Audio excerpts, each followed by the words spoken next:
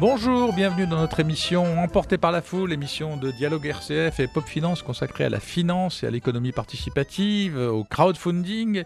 On va commencer tout de suite avec la chronique de Patrick Lecamus. Patrick Lecamus qui revient avec le revenu universel de base et son lien possible avec le crowdfunding. Ah bah là, il y en a un qui est simple et clair. Il y a une expérience allemande qui a été lancée il y a quelque temps pour expérimenter le revenu de base en Allemagne auprès d'un public test et qui avait quand même récolté, je crois, 1 million d'euros et permis de vérifier donc qu'il y avait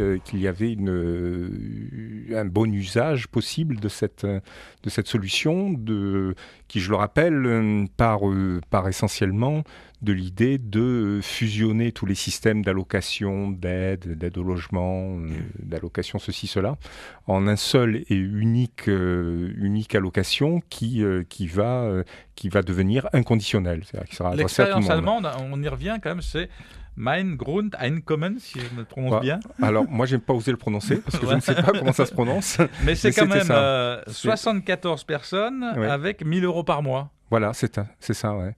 Donc les Français, et c'est Julien Bayou, qui est porte-parole d'Europe Écologie Les Verts, qui veut lancer la même expérience et qui se lance avec un objectif plus modeste, c'est-à-dire environ 3 personnes qui vont toucher pendant un an 1 000 euros pour voir comment les gens se comportent et qu'est-ce qu'ils vont faire avec 1 000 euros par mois. D'accord. Voilà, s'il y en a 33% qui dérapent, c'est vite fait. C'est vite fait, ouais. Donc, c'est bien parti. Alors, du coup, c'est une nouvelle fois une expérience de crowdfunding qui se fait en dehors des plateformes de crowdfunding, puisqu'on propose de donner directement sur le site qui pilote l'expérience, qui s'appelle site dédié, alors. monrevenudebase.fr. D'accord, là voilà. C'est du don.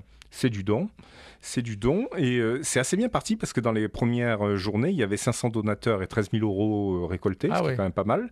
Et aujourd'hui, on en est à 950 et 30 000 personnes. Donc si on arrive à fin décembre à 36 000, ça permettra pendant un an de donner 1 000 euros à 3 personnes. Voilà. D'accord. On expérimente grâce au crowdfunding, mais crowdfunding hors plateforme. Donc, hors plateforme, oui. Ça s'appelle monrevenudebase.fr. Oui, c'est ça, voilà. Très exactement. Comme pour les Allemands, ça avait été un site dédié. Ensuite, les brèves. Alors, on passe au Bitcoin, ces crypto-monnaies. On ne sait pas trop où elles sont, on ne sait pas trop ce qu'elles valent, mais elles valent beaucoup d'argent et il y a des expériences tout à fait innovantes chez nos voisins. Bitcoin, c'est la première des crypto-monnaies en volume. Il y en a beaucoup d'autres et ils sont créés de nouvelles.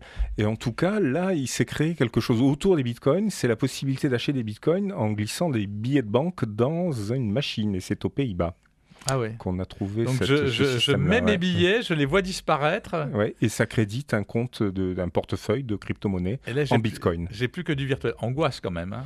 Alors, je sais pas si c'est l'angoisse, non. Il y a beaucoup de gens qui achètent des bitcoins parce que ça permet d'acheter des choses plus facilement.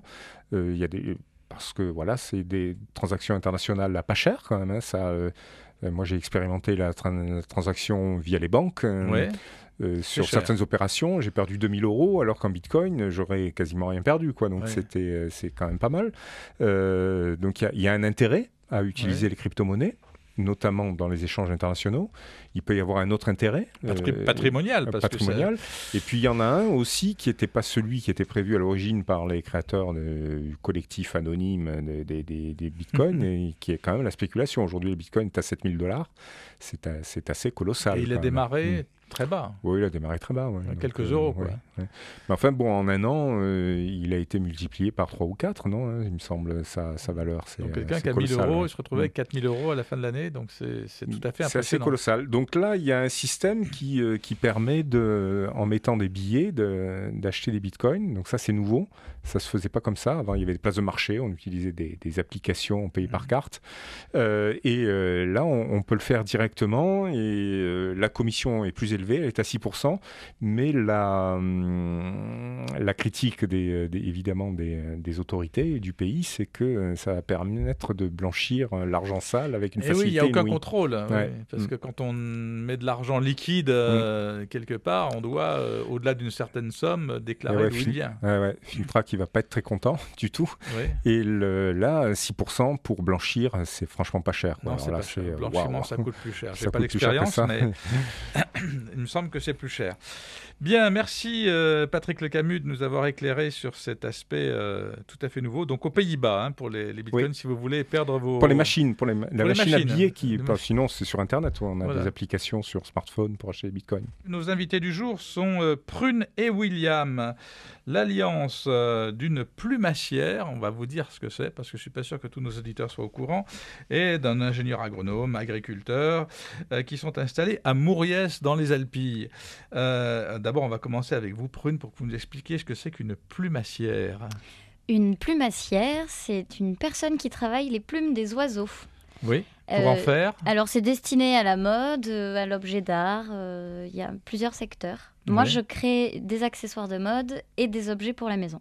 D'accord. Accessoires de mode, c'est des petites choses, des petites broches, des choses qu'on met dans les cheveux, dans les chapeaux. Exactement, boucles d'oreilles, bracelets, des grands plastrons. On peut tout faire. D'accord. C'était votre métier avant de vous installer à Mouriès ? Oui, je suis formée en plumasserie, tout à fait. Il y a une formation spéciale ? Oui, à Paris. Je suis devenue plumassière à Paris. J'ai exercé pendant 4 ans dans la haute couture et je me suis installée dans la région il y a 3 ans et donc j'ai créé mon entreprise. D'accord. Donc, c'est de la haute couture, de l'accessoire de mode, on va dire. Oh, c'est ça. La grande catégorie. Et William, lui, ingénieur agronome, lui, était à Paris aussi. Voilà, j'ai rencontré Prune, puis la vie a fait que j'ai repris une exploitation à Mouriès. À Paris, vous étiez dans... J'étais négociant en vin. Voilà. On ne voyait pas trop la terre. Alors, on voyait le vin, mais pas la terre. Voilà, j'étais un peu loin du concret. Voilà. Et depuis 3 ans, avec Prune, nous avons repris une exploitation et du coup, nous restaurons la maison. Alors, Mouriès, petit village des Alpilles. Tout à fait, au pied des Baux-de-Provence. Très beau pays. Voilà. Et l'exploitation ? 10 hectares, 6 hectares d'oliviers et les 4 hectares restants, je suis en train de diversifier avec des amandiers, de la volaille et du maraîchage. D'accord. Donc une exploitation qui est en renouvellement. En renouvellement, et l'idée c'est de faire de la polyculture et de tout vendre en direct. D'accord. Parce qu'il y a déjà une tradition quand même de l'olive, de l'huile d'olive dans cette région qui est bien installée. Puis sur Mouriès, c'est la première commune oléicole de France, donc c'est vrai qu'on est un peu au milieu d'une mer d'oliviers. Donc. Il y a déjà une image.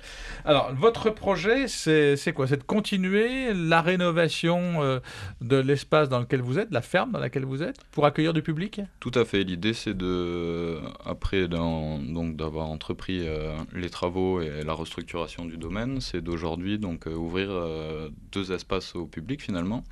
Un espace vraiment d'atelier showroom pour Prune, pour qu'elle puisse présenter ses objets et montrer son métier qui est un peu atypique. Et d'accueillir aussi les personnes dans un caveau de dégustation avec mes produits. Le caveau de dégustation, je comprends bien, mais Prune, votre marché, il est local ou est-ce que vous vendez toujours sur le marché national de la couture, de la haute couture ? Non, alors je suis appelée à bouger dans la France pour des missions, mais en majeure partie du temps, je travaille dans la région, oui. Ah d'accord. Pour des particuliers. Vous vendez aux particuliers qui passent vous voir et qui petit à petit vous connaissent mieux et ont envie d'avoir... Exactement, et c'est le bouche à oreille en fait qui me fait travailler. D'accord. Ouais. Donc vous avez besoin de compléter votre investissement pour une mise aux normes, parce que quand on reçoit du public, comme nous en recevons à Radio Dialogue, on sait ce que c'est. Les ERP, les établissements recevant du public, c'est ça ? Tout à fait. Donc, vous connaissez parfaitement la réglementation ? Ouais, on essaie. On l'a appris. On l'apprend, tous on est obligés. Et là, ça demande de l'argent. Voilà, puis c'est vrai que nos entreprises sont jeunes, puis on avait... pas mal de choses à gérer, donc là pour vraiment finaliser l'ouverture de nos espaces qui est prévu en avril 2018, il nous manquait une petite somme. 8 640 €. Voilà, c'est ça. Vous en êtes où aujourd'hui ? On en est à 55% et la cagnotte est encore ouverte une semaine. Donc vous l'avez jusqu'au 21 novembre. Et il y a des contreparties ?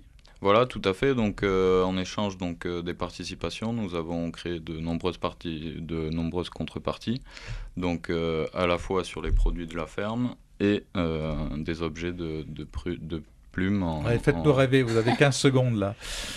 Donc, vous pouvez repartir avec de belles bouteilles d'huile d'olive, C'est déjà pas mal. bracelet en plumes, du miel. Vous faites du miel aussi. J'ai aussi quelques ruches depuis l'année dernière. D'accord. Et tous les accessoires sont faits sur mesure, donc à la demande de la personne. Ah d'accord. On fait tout ensemble. Bien. Donc les gens viennent vous voir et vous faites en direct ou vous Ça passez comment? peut se faire aussi via téléphone ou mail. On s'arrange un peu sur les différents types de plumes parce qu'il en existe énormément. Ouais. Et sur le choix des coloris, tout à fait. D'accord. Bien, donc tout cela est sur KissKissBankBank. Il faut aller taper plume De plumes et d'olivier. de plumes et d'olivier, il ne faut pas se tromper. Et puis, on peut faire effectivement un don avec contrepartie et le recevoir. Merci d'être venu à notre Merci micro.